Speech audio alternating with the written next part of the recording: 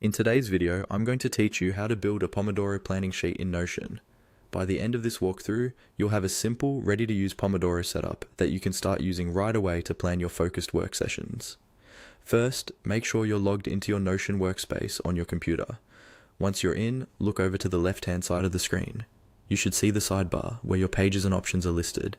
In that sidebar, look for the option that takes you to the Notion template marketplace. This is usually located toward the lower part of the sidebar. Go ahead and click on the marketplace to open it. When the marketplace opens, you'll see a search bar near the top of the page. Click into that search box and type the word Pomodoro.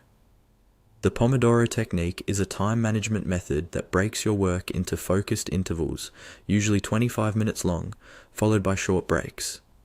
Typing Pomodoro here will bring up templates that are designed around that system. After typing the word, wait a moment for the results to appear. You should now see a list of templates related to Pomodoro planning and time tracking.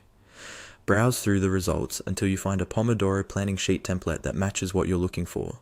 Most of these templates will include tasks, Pomodoro timers or counters, and sections to plan your work intervals and breaks. Once you've found the template you like, click on it to open its details page.